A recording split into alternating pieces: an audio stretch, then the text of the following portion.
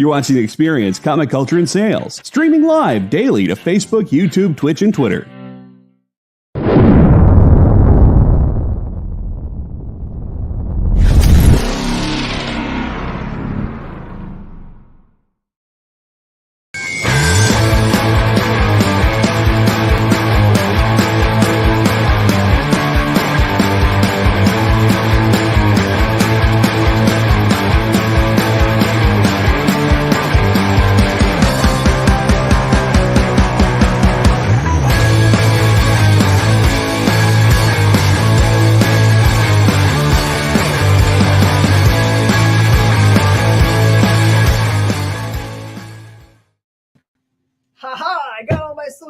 Sharing in. Hi, you're seeing us on The Experience. I just want to say thanks very much to the Burnses who made me this cool shirt. We love you guys. They're the best. I know. I just wanted to say that in case anyone thought we were actually selling The Experience t-shirts, which maybe we will someday. If you like that idea, send us a message. Bubbles in the house. This is what the Experience shirt would look like, where it points to your face. This is The Experience. Just so you know. I'm wearing a Fall Out Boy shirt, so I can't say anything. Are you a Fall Out Boy? That's what I have to know. Maybe. If there's truth in advertising on your shirt. I am young and menace. So. Josh Went always comes on and puts the most awesome long form acronym of DBNCBD, which is hilarious. Oh, he's cooking pork chops tonight. Oh. Mm-hmm. Oh, I say we could sell these shirts because I think now we actually have the ability to like have a place to put the money. So yeah. It's always nice to be able to pay your bills. All right, this is a minute to skim it, and I got a little like I don't know what those are called when you have like little hair sticking out behind your ears. I just call them floofs. Call them floofs? Yeah. I have floofs. A really good meal while I was reading comic books today, which may have robbed me of my ability to think. So be prepared for that. Because you know what happens when you eat a bunch of carbs. You want one of these shirts? All right, Galvez, we'll figure it out. Because all we need is the file, and we can post it up to one of those cool shirt sites. Mm-hmm. And then you can choose whatever you want to put it on, because that's my favorite way to do it. I did that once with my good friend's art. He had it so you got it set up so you could just like pick whatever color hoodie and size, I love that. finish, and all that kind of stuff. It's the best. All right, we're going to get to the reviewing. There's going to be a lot of duplication in our reading this week because either A, one of our boxes is still lost, which I don't think that's it, or B, there was like an interesting number of releases this week, which I think is more likely. But there's some really good number ones this week and a bunch of follow-ups from things that have been out for a while. Yeah. Including number twos of things that have been a long time in waiting because, you know, the super indies out there or the regular indies have got to like fight. I kind of imagine it this way. I kind of feel like it's like that, the big Coliseum. Like the Roman Coliseum. Roman Coliseum and like a bunch of like small press show up and then sitting up in the stands is like Marvel and DC. I could see that. I could honestly picture that. Paper is hard to come by. And usually if you can find paper, then you have to put it in the queue for being printed, and the printers have a wait list because they don't have enough employees. Are you not entertained? By the way, if you look really hard, you can find a really awesome graphic, which maybe I'll have to find on my phone. There's an awesome graphic of my head on the gladiator's body saying that same thing. That's so, I'm not surprised It's by so that. good. I love that. I can't remember who did it. Maybe, I don't think it was me because I don't know anything about graphics, but if I was desperate, I would have made it. More likely to have been Miss Viv because she actually knows how to do things. You are the hungry. You said what you were making, but I missed it. Pablo, what were you making? He's making pork chops. Pork chops. I was thinking about today. I used to find, I don't even know if I can find it anymore. This is back in the before times when you could find everything at the grocery store. But they used to take like squash and zucchini and like do that spiral cut where it was like really thin. And I used to get like 2 of each of those packages and put it in a cast iron skillet with a huge amount of butter and cook that stuff down. I used to do that too, yeah. With pork chops or ham steak. Ham No, steak. I want pork chops. Or I gotta stop talking about food. I just ate, so I'm okay. I'm not gonna die. All right, let's talk about this book. 78 miles per hour, number 2. This is from Red 5, but it's their little company called Stonebot, which I actually got to meet with one of the main publishers there. They are from, I'm not going to get this wrong. I'm totally going to think it through. It'll come to me when I stop thinking about it. It's a very wonderful South American country. It starts with an A. Anyway. Argentina. I think that's right. I think it's Argentina. Brazil is the only thing I can think of because of soccer. So That makes that's my sense. problem. But he was a wonderful guy, super cool. Loved hearing his accent all night long. But their company is Stonebot, and they're be watching them because that's really cool. It is not a follow-up to Sammy Hagar's song "I Can't Drive 55." Pablo, I like that. And Kenneth, welcome.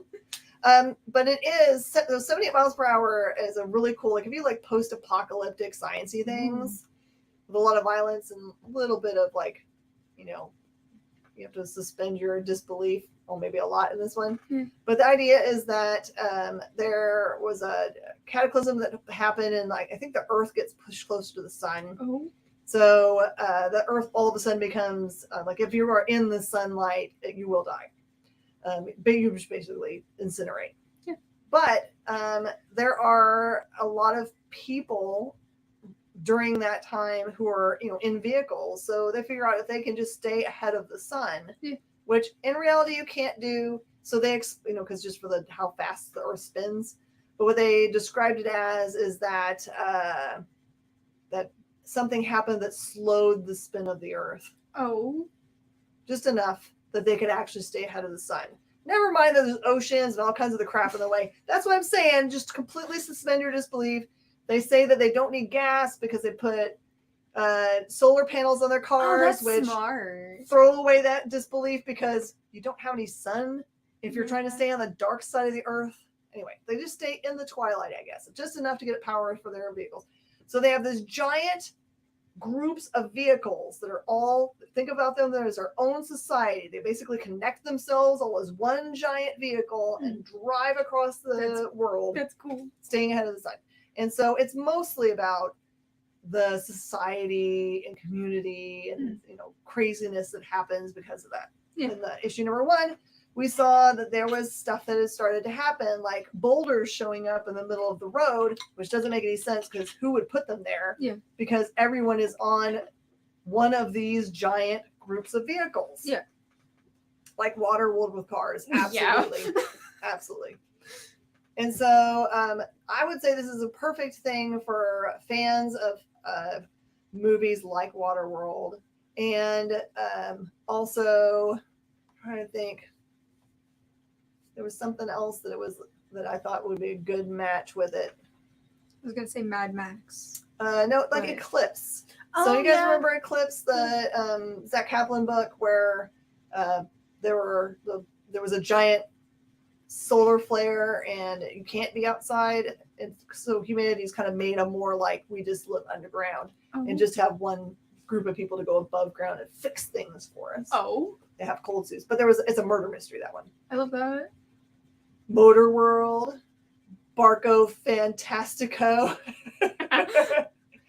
So anyway, it's been a while since number 1 has come out. Here's your number 2. I read it and I really loved it. It now focuses down into some very specific characters instead of just being a broad sense of what's happening with humanity. And you find out something very specific about one of the families. And I will just say that not everybody is on these moving masses of cars. Oh. How in the world could they not be on the moving masses of cars and still survive? We'll find out. So enjoy 78 miles per hour. I loved it. Well, I'm trying to, because we read a lot of doubles this week. I'm trying to think. Okay, I'm just gonna bite the bullet and just do Survival Street. So good. I laughed. I legitimately laughed out loud. Blair was We're going to show this. Because this is like, it is hilarious. look, it looks like Sesame Street on one side, right? And the other side is like a post-apocalyptic. It says, just consume. Just consume. All right, so you give your take. So I wrote down stuff this week. So the first page gives you a timeline of events, like the very first page. It starts in 2028.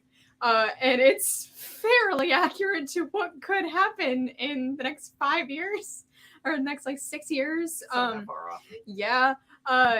Companies are now allowed to run for president. And that's through the freedom of, like, the First Amendment of being able to speak your mind. Yes. So the freedom of speech is changed. And it gives them the ability to run and not be just told, no, that's not possible. So Ronald McDonald can run for president now. So one of my lesser known facts is one of my top 3 favorite musicals is Avenue Q, which if you don't know what that is, that's a shame. It is essentially Sesame Street, but for adults. It is hilarious. And that was the vibe that was giving off in this book the entire time. Like, Muppets are cursing. The like first introduction that you see to the new world is Sesame Street being shot up and arrested. And it was nuts, and I thoroughly enjoyed it. How did you enjoy it? I did, because it what I if you read it with an eye for things are symbolic, which I know that they are. Yes. The puppets or Muppets or whatever in this case are actual characters in this, like living, breathing characters. They're sentient puppets. Yes. Yeah. That have like a fight for their rights and the way that they get treated and all of those kinds of things are full of, and that they're trying to say that they equate to some other segment of our society. Yes. You figure out whichever one you want it to be, but it is ridiculous that the people that were that are in charge have now made it like there's a part in the book as a not spoilery thing where someone stops at a checkpoint and is told that the company that was once in charge of roads has been bought out. Yes. So now this person who has a pass to drive on the roads now no longer has a pass to drive on roads and has to pay an exorbitant amount of money. So it's kind of like all the businesses are mafia a little bit.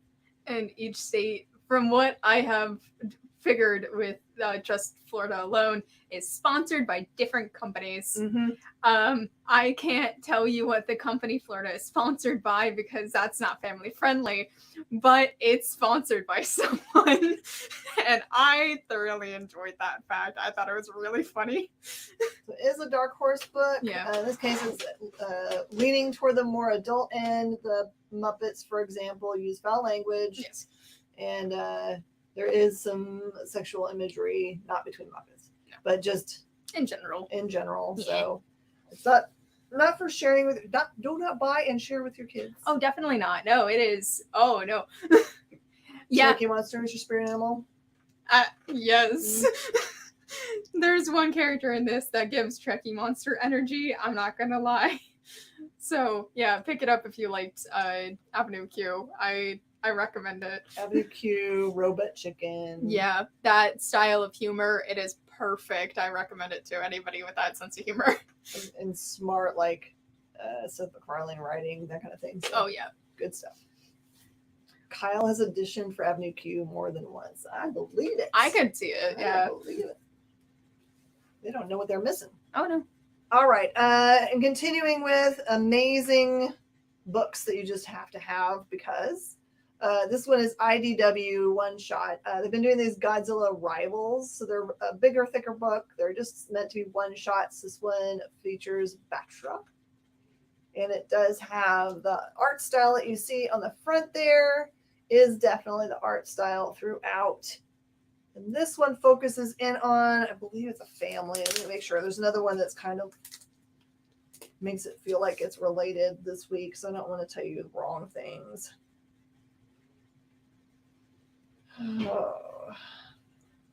Oh, this one is gorgeous, really, really cute. Yeah, it just like most Godzilla movies that features like a family. So you've got young, not kiddos, but a Like a young younger person family. is one of the main people. Yeah. It's really great.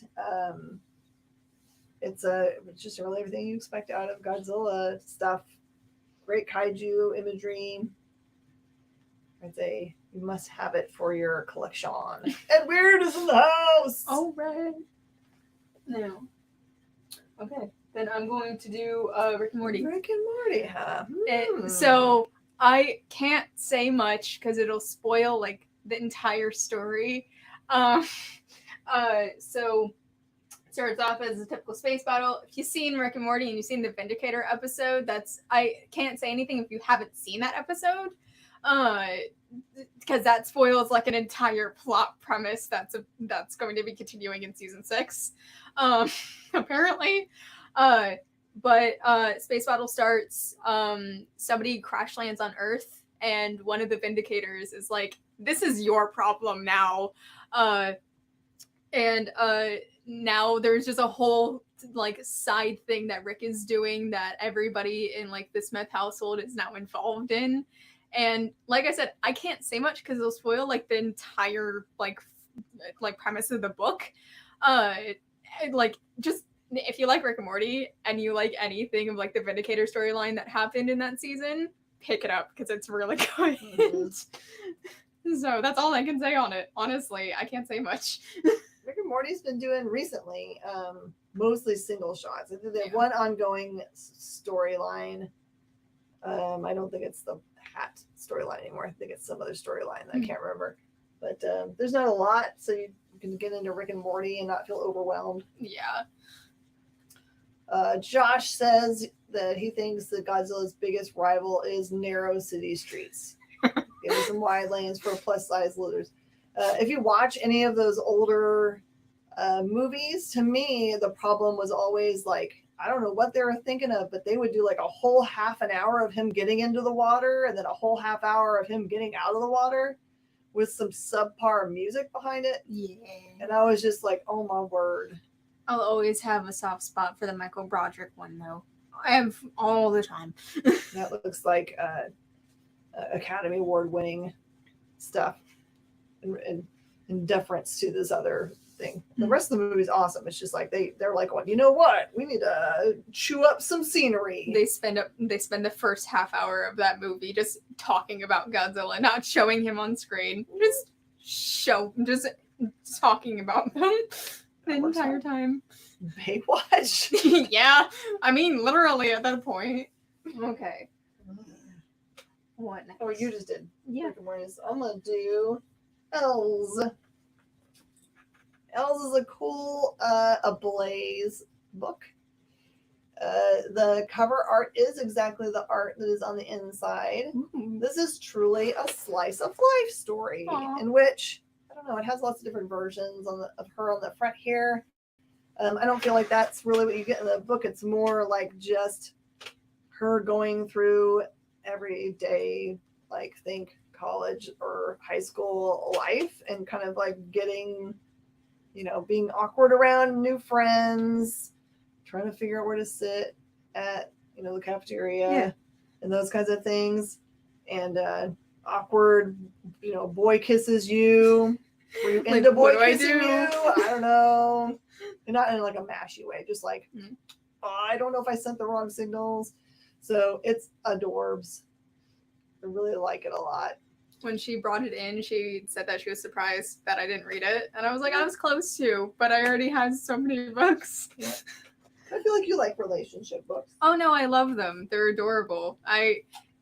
Little known fact about me, I love slice of life animes. Like, I love them. That's mostly what I watch. Yeah, I don't read a lot of slice of life, but I watch a lot of slice of life. There's no transition to slice of life. Mind Management, Volume 2, no transition there. I'm interested to see where the series is going to go because it's only a 5-issue series. Unfortunately, I feel like you could do a lot more than just 5 issues, especially with the concept of the book. But the main kid from the last book. So premise is essentially this, I guess something happened in Zanzibar, like long time ago, around the time that this kid was born. He's about 16. And some Matrix stuff happens, just like your reality isn't really what's happening, we're manipulating it. And so he joins his organization because he's homeless, essentially.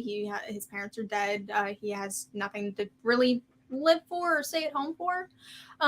So he turns into a recruiter for this company, Mind Management, and is now out recruiting people in India.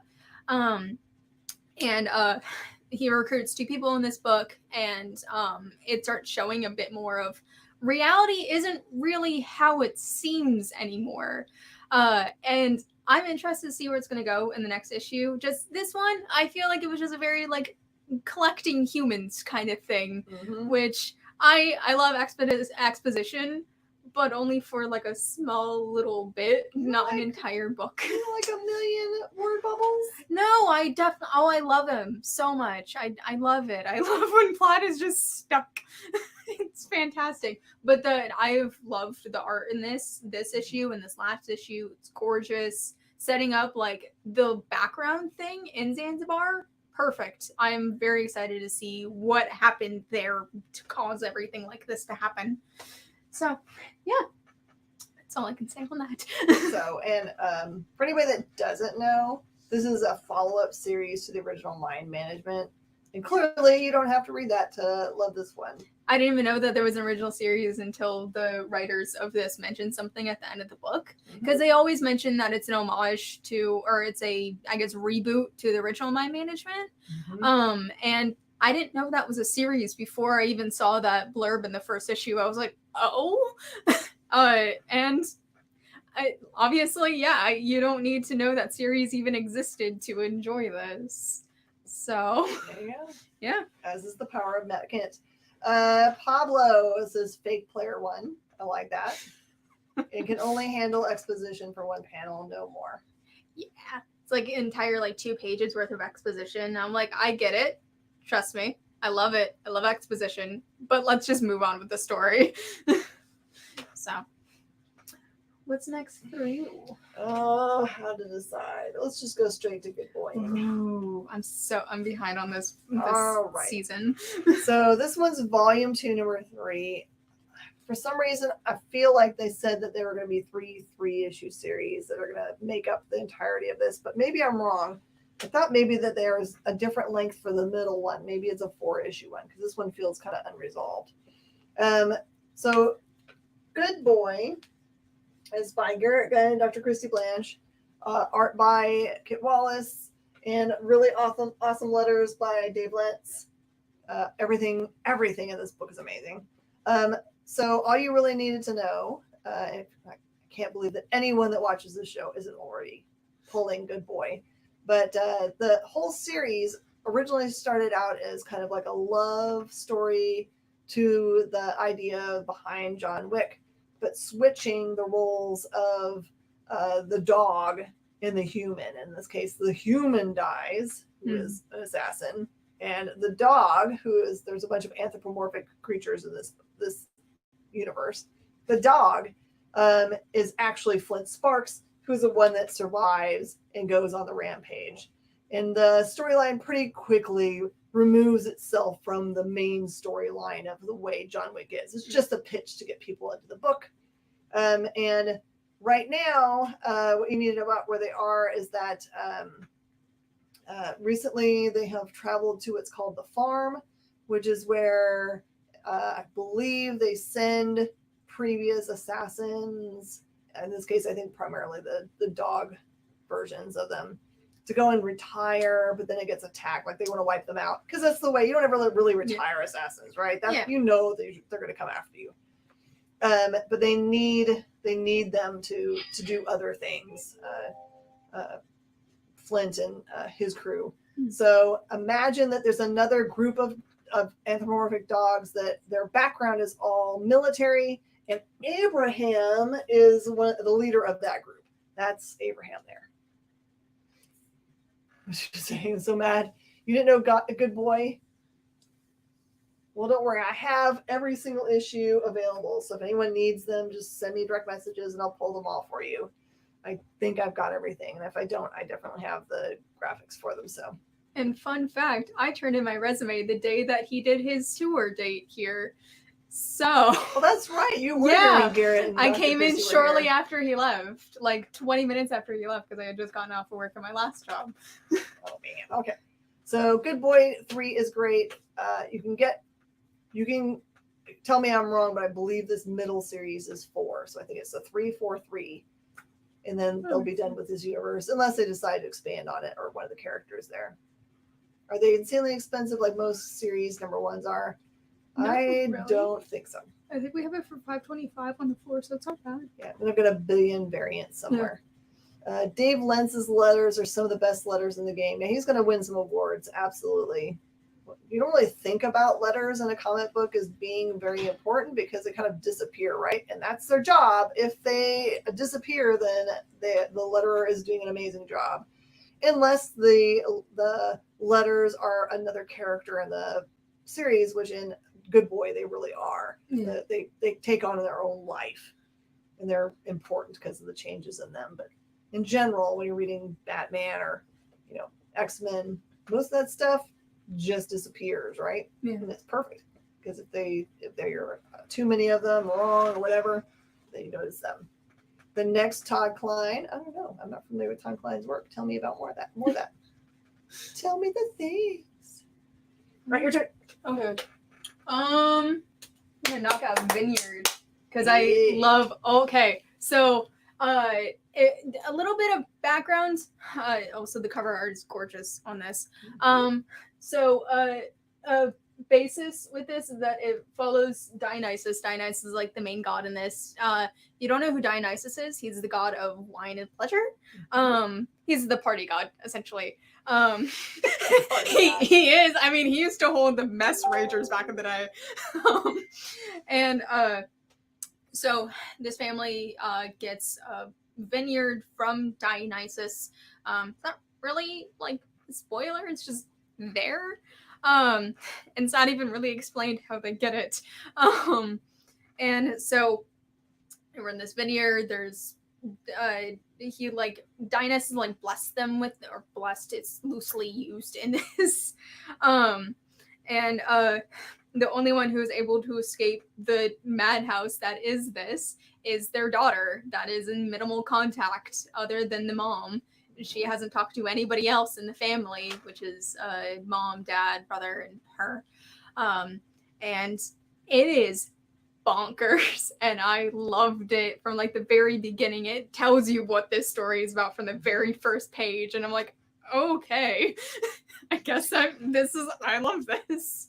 I feel like there's some other books that are like this where it's a family's legacy that's kind of dark in the background, but they, at least in this first issue, it feels like they're resigned to their fate. They know it's unescapable. So I compared it to Eat the Rich.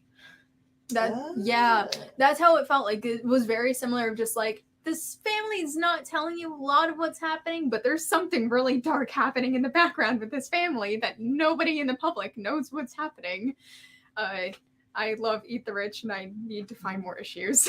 And I also like that they make it very clear also that the husband and wife main characters are not in union. Yeah. They cohabitate. They're not in love. Yeah. It's not great with them. Yeah. Okay. Sacrament. Something that only I read, I think. Yes? Yes. Okay. Sacrament. This is a very interesting look at future religion. Yeah. Make sure this is the right one. I think you're correct. You have this in your pull box. Excellent. I've been trying to break down on the amount of religious stuff that I've been getting. Okay, so this takes place in the future, and I don't remember if it says exactly the year, but it's far enough ahead where humankind has figured out how to take off into the stars, right? So, and in this way, they actually show a picture, an image of that, Rome is now a ship, right? In the middle of space. It's not a place on Earth. 'Cause, you know, Rome is, or not Rome, but like where the Pope is, his Vatican. The Vatican is in space. And so it is a priest having a crisis, a faith crisis of his own, as he travels in his ship to colonies that are amongst the stars, in which he notices there's less and less people that are showing up for the services and stuff. And so it's a lot about his journey, internal journey, and conflict. And when it comes up against, there is something really, really evil happening out there, I think he's going to have to get drawn upon. Rome is roaming. Yeah. He's going to have to draw on, you know, he doesn't have faith, but he's going to have to figure it out. So it's mostly about, like, there's a really dark thing out there. See? That's the dark thing. Scary. People are being found hung upside down in upside down crucifix style, just like on the cover, which is the way John the Baptist wanted to be, or not John the Baptist. Can't remember who it was that wanted to be hung upside down. Was it John? John was beheaded. I don't know. I haven't John gone was to beheaded. I'm failing as a Sunday school teacher right now. I haven't gone to church in almost a decade, so I can't say anything. Who else heard the B-52A? Rome, if you want to. Oh my gosh. Thank you. It's Peter. Okay. Thank you, Weird. Just had one of those moments. I told you I just ate, so now all my brain is empty. Yeah. I'm just trying to digest. That's all. So yeah, Peter wanted to be hung upside down because he didn't think himself equal to Christ. So that's fine. I did not know that. Fun. You learn fun things about religion every day. Well, we both read Dead Lucky.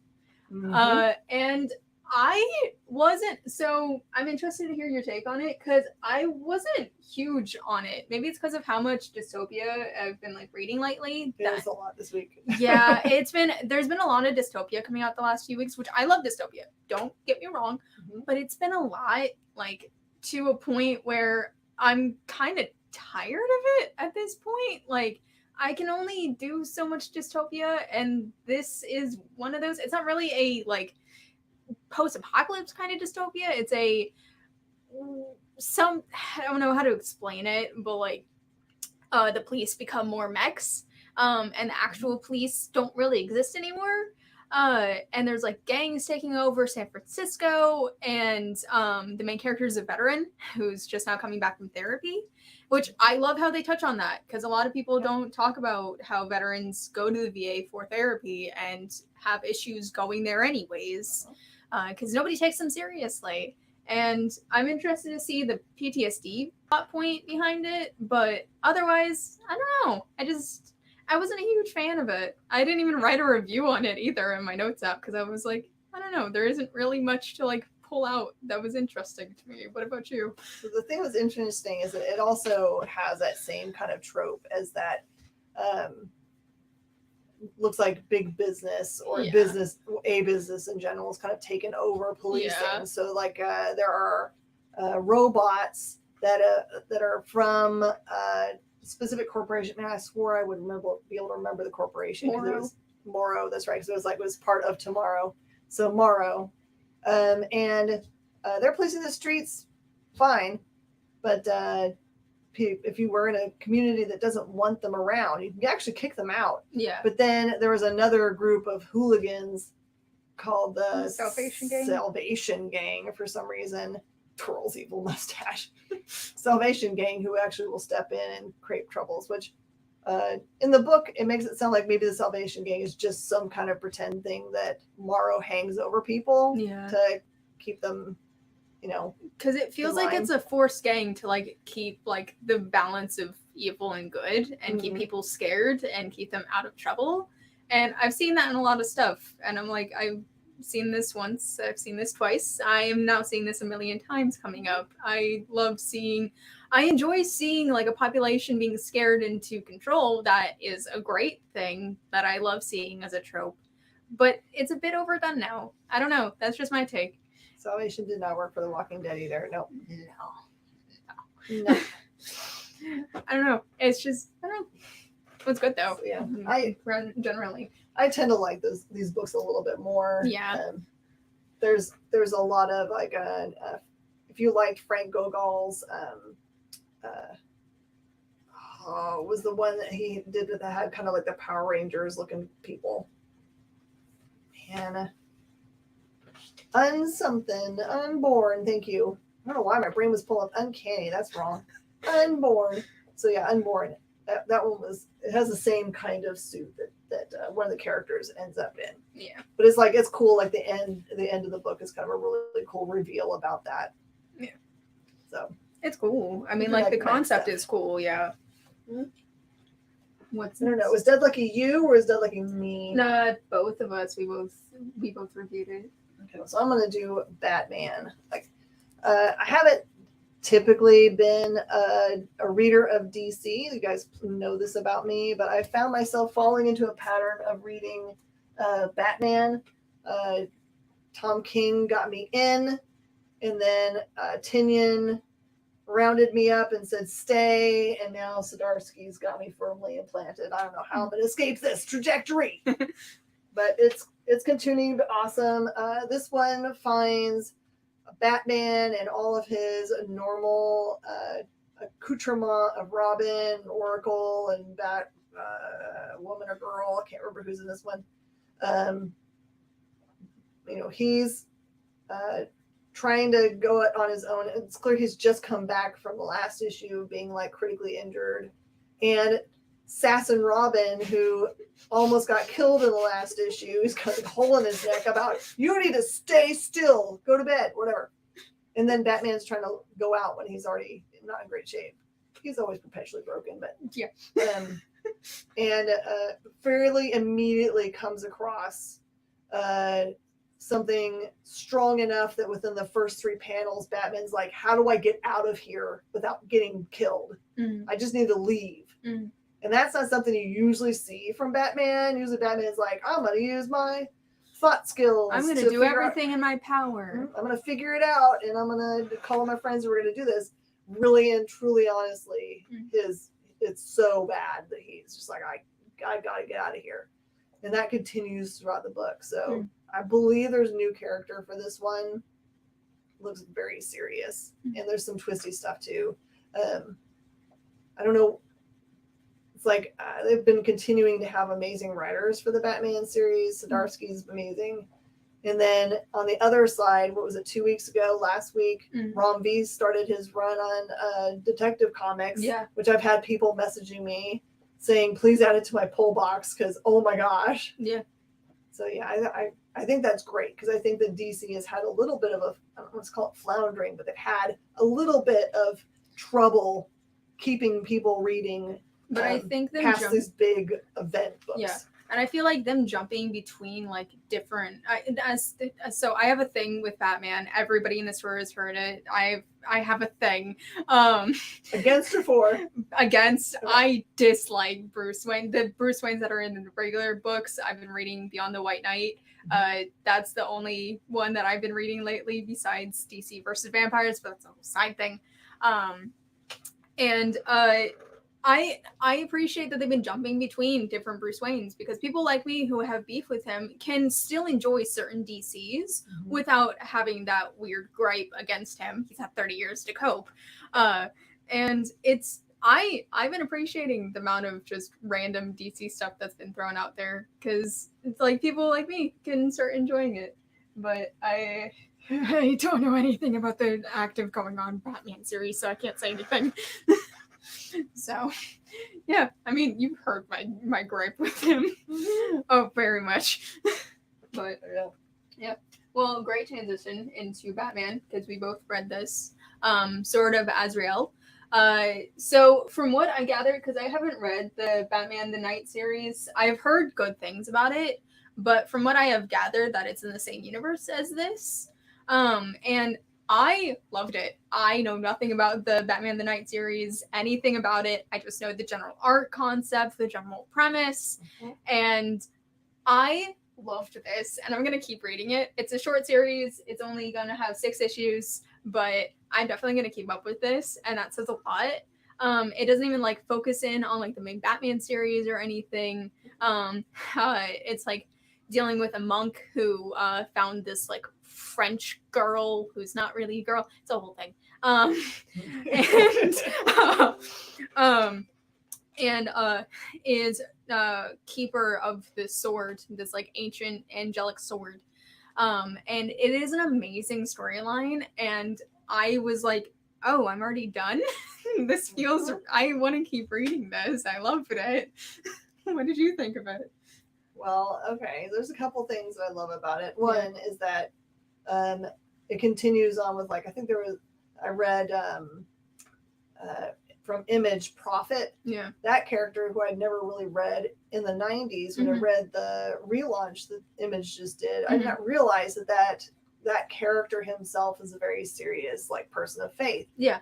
And he doesn't have a conflict of interest in his, his thought processes, and he's just BA. Yeah. So this kind of continues that, where like he doesn't have like internal problems with the fact that he's a monk, only in that he knows that for himself he's part of a long line of people that have taken on this power. I forget what they call it, what that's in the source or something, right? Yeah. Where he basically takes on the power of an angel. Yeah. Which is where his name's from. Yeah. Azrael. So it's like his character is really cool, and it's in this book. It kind of goes through. He takes a mental look at all the times he's had to be part of the main Batman universe. Yeah. So if you don't know anything about him, it's a really cool way, honestly, of getting you caught up on who's his character and what he's been doing. Like, if you didn't know that when Batman had his back broken by Bane, that Azrael stepped in as Batman for a while. If you were reading those issues of Batman, you'd be like, "Oh man, this Batman doesn't act like Bruce Wayne." It's because it's not. Yeah, it's this dude. Yeah. So it goes through all of those things. Suit of Sorrows. No, it calls it's some kind of thing that like it is within him that holds this power that gets passed down. We'll call it soul, but that's not what it is. I don't think it's an S name, but I can't remember what it is. I don't remember what it is either. S names. There's so many S's in this. I'm not gonna lie, it was a lot, and it all just jumbled together. The only thing that I remembered is that the girl in it was French, and that was about it. And like, there's a giant panel at the end that I can't say anything because it'll spoil the entire ending. Yep. But I loved it. That's also because I always love like the biblical depictions of angels. It's always my favorite thing. It has a soft spot in my heart now. And also, there is a big depiction of something angelic, in which they get pretty close to the real thing. Yeah. Most angelic images that you see are not what the source material says they look like. They are disturbing. I just recommend looking up like actual, like what angels actually look like, because it is nightmare fuel, and I love it.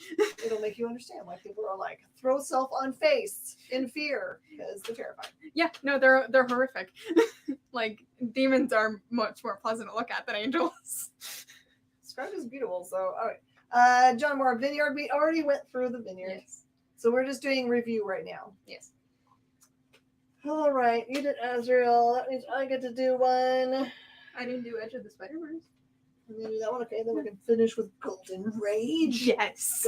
Because it's the best book of the week. Yes. All right. No. It's not Golden Rage, dear. Edge of Spider-Verse. Like those Doctor Who angels. Nope. Not like those either. Not even close. So Edge of Spider-Verse is what gave us Spider-Gwen. Yes. And Batman Noir, and really all the Batman versions that you saw in Into the Spider-Verse. And this is continuing on in that grand way of doing things, because it actually says on the front who's appearing here. Spider-Man Noir has the very last story in this book. Oh. And it is not played by Nick Cage's Spider-Man Noir. It is more, they really have Peter in the suit underneath. We've never seen who, Noir is under the suit. You just always assume it's somebody else, but it is just Pete. No. So, but of course, a dark noir version of him. Aranya, which is a brand around, is a character for a long time under different names. I can't remember all the different ones she's gone by, but if you read this, you'll be able to have all of those. The first story is Spider Laird, which is not pictured on the front cover, but is a Scottish Spider-Man. Oh. That story is a really short one at the very beginning, maybe 2 pages, 3 pages, 4 pages, something like that. That's sad. But the reason I bought this book, and I wanted it so badly, is Spider Rex. So this one has 2 first appearances: Spider Rex, which is this dinosaur, and yes, he's a dinosaur, and Spider Laird. Laird is Laird, which I'm sure means something in Scottish language. Is the dinosaur wearing a suit? He's just red and blue. Okay, and I was has like, a white mohawk. I loved that. I thought he was wearing a suit, and I was like, how? Okay. By the way, if you were at Comic Palooza or San Diego Comic Con, there were companies that had these big, like, you know, those T-Rex inflatable uniform costumes that are like dorky. Well, they had one that was red and blue with a white mohawk, and everyone was like, I don't understand what this is. What they didn't know is that they were looking at something that had not premiered yet. I wonder how mad Marvel was about that being out there in the world. But John, if I have any left, man, I don't even know what to tell you. You're gonna have to call them during next show if you want them, because I don't know if we're gonna still have them. Because we didn't get many of sort of Azrael. Where does he shoot webs from? Does he shoot webs? I'm thinking about. Does he shoot webs? I can't remember if he shoots. I hope it's not from his butt. That'd be gross. No. Maybe I don't remember him doing web shooting. Sorry, I don't know, Pablo. He also doesn't climb walls or those kind of things. He's just a T-Rex, yo. I'm sorry, I quoted No Way Home and zero acknowledgement. None. No Way Home. Well then. Flying with a big head and little arms. Maybe he has tiny gauntlets. Can you see him like pew pew? That'd be so. I would love to see that. That would be adorable. But like, there's no dexterity there. I don't know. I bet you anything in the world that people were like sitting around the Marvel offices and be like, how ridiculous can we get with this thing? Like, how dumb could this get? And then we got it. We got it. We got it. I bought a lot because I was like, man. I've been getting people asking for like 2 weeks, and I'm like, it's not even out yet. I'm sorry. Pew pew, there's a stormtrooper. I'm sorry, I messed up. Flip whip. Flip whip. Well, terrible transition. Golden Rage. I loved it. It was very entertaining. And it touches on how some people in the world treat women who are going in early menopause like useless, like they're useless and not useful anymore, which is absolutely depressing.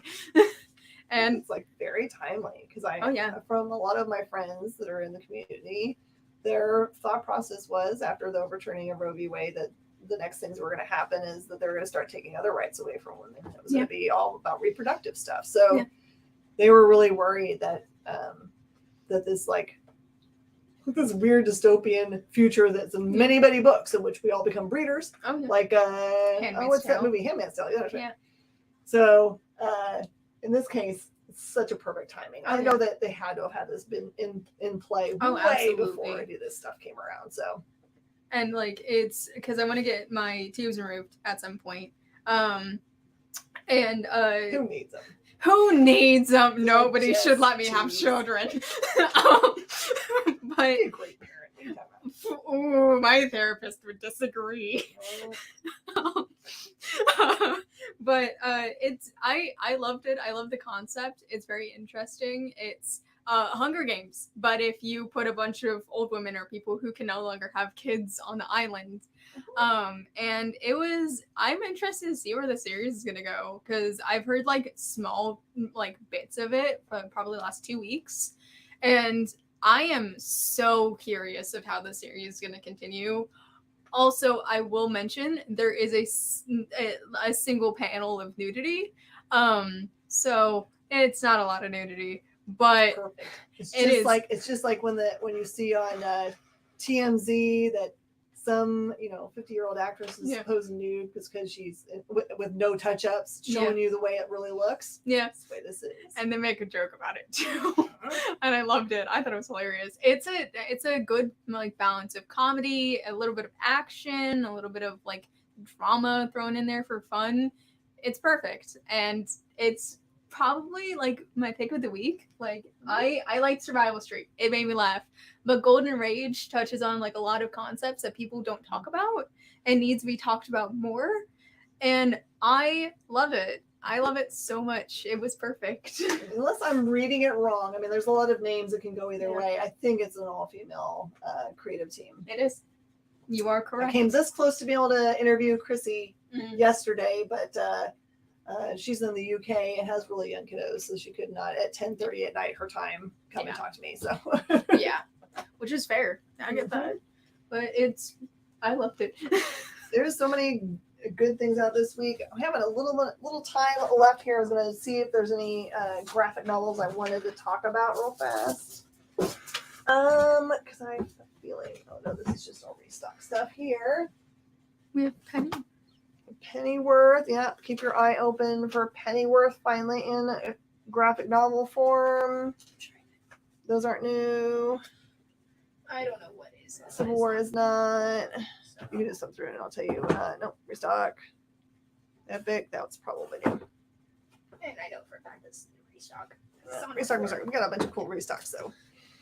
Finally, things are coming out of being unavailable.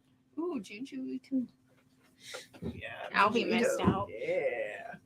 Yeah, there's not. This is all restocks. I know there's like a really great Aftershock graphic novel that I expected to be out, but I haven't seen it yet, so I don't know if it's been delayed because of paper. It's entirely possible. I have an advanced copy of it that I have up front that I've been telling all my staff, you must read this book because it will change your life. And so be on the lookout for a really, really good one. I'll be able to tell you guys. I'll do a review on it, even if I don't see the book come itself. Is it a book that you gave me on Saturday? Yeah, it's a big one, yeah. Yeah. I'm halfway through it, and I have never felt more seen. We can't say anything because it's not released until October, but I thoroughly enjoy it so far.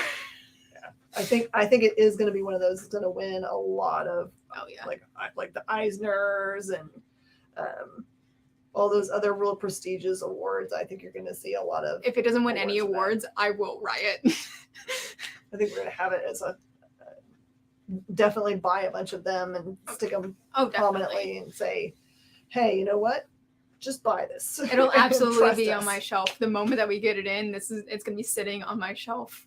Mm-hmm. I'm going to push it hard because I love it. It's fantastic. I'm probably like 20 pages from the end so far, and I can't keep saying anything because it's going to keep teasing, but it's amazing. So this is just a heads up. Wherever you have an LCS, be extra kind to them this week. The supply chain is getting harder and harder for them to follow. And so if there's something that's supposed to be out this week, but you don't see it on their rack, it may or may not be something that's under their control. Sometimes you just miss pushing. There's one of the ordering systems that we go through that you have to put in the number that you want and you have to hit order me, or it doesn't order them. And all the rest of them, you just have to put a number in and it holds everything. So it's easy to make mistakes. So just be very sweet to them because everyone's under a lot of stress because of all that stuff. So please don't yell at us. Yes, we're trying our best. We're doing what we can, but we can't do much. We're sorry. It's never fun when people come in and say there was a thing that came out this week and you don't have it, because you're just like, I have made a mistake. I will rectify mistakes.